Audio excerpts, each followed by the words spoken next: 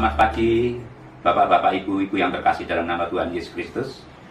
Marilah kebaktian PA pagi ini kita awali bersama-sama, kita hening sejenak. Hening, kita mulai. Selesai. Marilah kita bersama-sama memuji nama Tuhan dengan kidung jemaat 457, baitnya yang ke-1 dan yang ke-4. Ya Tuhan tiap jam. Mari kita angkat bersama-sama. Ya Tuhan tiap jam ku memerlukan-Mu. Engkaulah yang memberi sejahtera penuh setiap jam, ya Tuhan, Engkau ku perlukan. Ku datang juru selamat, berkatilah.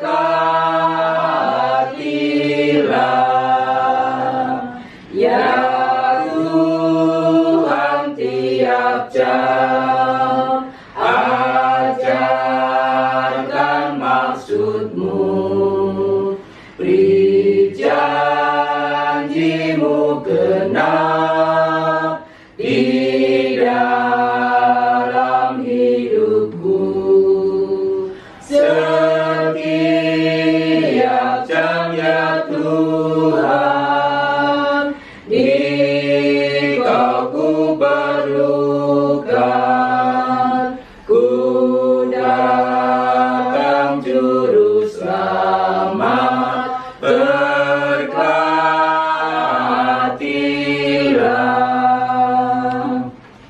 Ibu bapak yang dikasihi Tuhan, marilah kita membaca dari Yakobus 4 ayat 1-3. Dari manakah datangnya sengketa dan pertengkaran di antara kamu? Bukankah datangnya dari hawa nafsumu yang saling berjuang di dalam tubuhmu? Kamu mengingini sesuatu, tetapi kamu tidak memperolehnya. Lalu kamu membunuh. Kamu iri hati, tetapi kamu tidak mencapai tujuanmu. Lalu kamu bertengkar dan kamu berkelahi. Kamu tidak memperoleh apa-apa karena kamu tidak berdoa. Atau kamu berdoa juga, tetapi kamu tidak menerima apa-apa karena kamu salah berdoa. Sebab yang kamu minta itu hendak kamu habiskan untuk memuaskan hawa nafsumu. Sebelum kita lebih lanjut belajar firman Tuhan, marilah kita berdoa. Pagi ini Tuhan, kami datang untuk bersama-sama belajar kebenaran firman-Mu. Kami belajar untuk berdoa dan saling mengasihi. Kami belajar untuk merawat keluarga kami. Kami belajar untuk menjaga keluarga kami dan kasih di antara kami. Sebab itu, bersamalah dengan kami, menyertai kami, dan membimbing kami. Di dalam nama Tuhan Yesus, kami berdoa. Amin.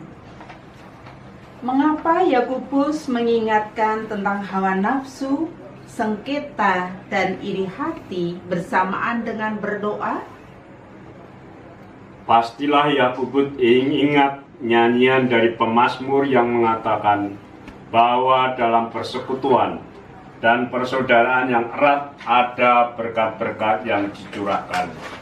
Iya, bukankah seringkali kita berdoa namun dengan perasaan marah, iri, kesal kepada orang lain, bahkan saudara-saudara seiman?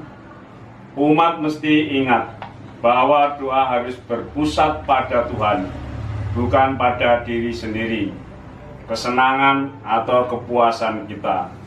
Yakobus 4 ayat 3 dengan tegas berkata bahwa kita kerap tidak mendapatkan atau menerima jawaban doa karena kita salah berdoa.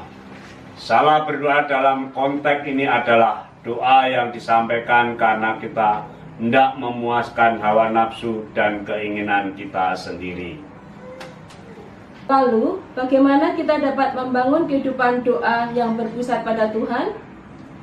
Tentu saja ada banyak firman Tuhan yang dapat membimbing kita dalam mengungkapkan doa dan pokok-pokok doa yang berpusat pada Tuhan. Untuk membantu mengingatnya, kita dapat menggunakan jari-jari tangan kita yang biasanya kita lipat saat berdoa. Bagaimana itu? Kita dapat belajar dari sebuah ilustrasi menarik tentang jari-jari yang berdoa bagaimana dituturkan Jill Evangelist Fellowship dalam The Prayer Hand. Jari-jari tangan kanan dapat membantu kita mengingat ungkapan-ungkapan doa sebagai berikut. Jari jempol yang biasa kita pakai untuk memuji, mengakui suatu kehebatan, membawa kita pada kebesaran dan keagungan Tuhan.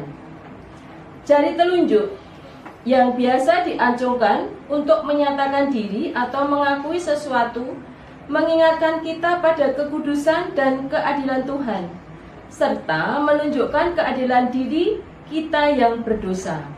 Karenanya, kita perlu mengakui segala dosa kita dan memohon ampun dari Yang Maha Kudus.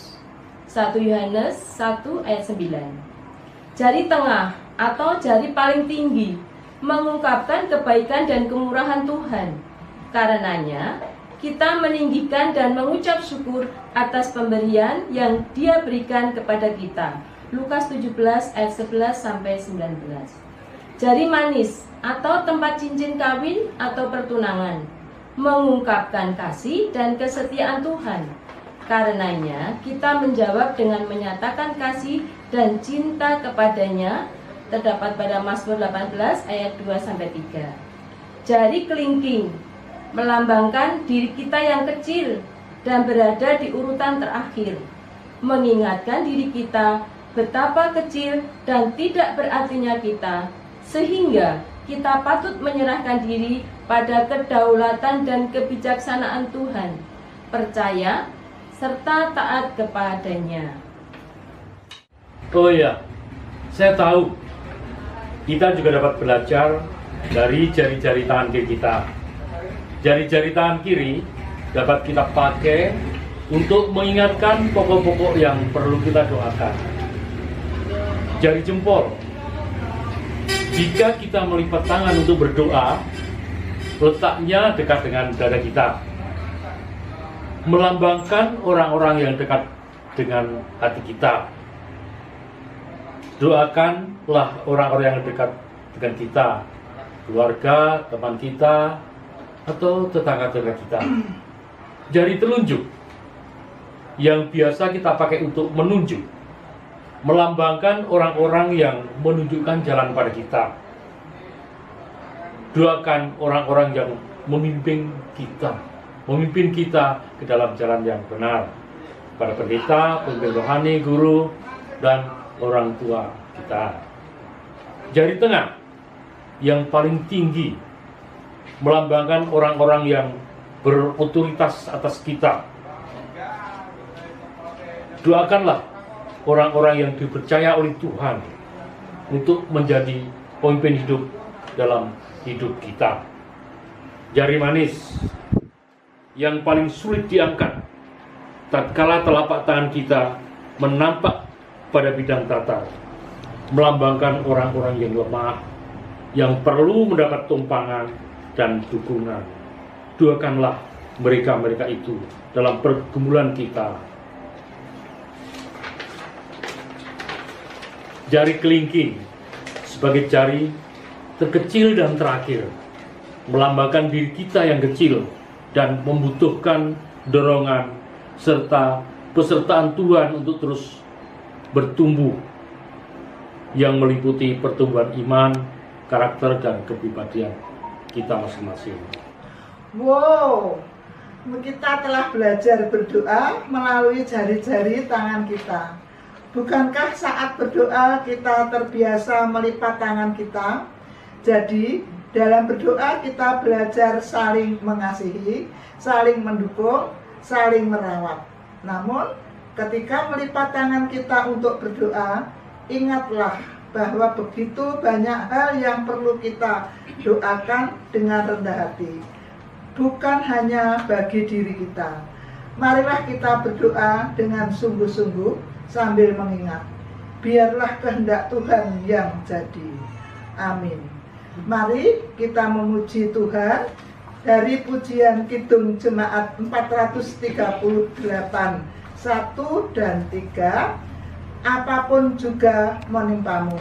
Apapun juga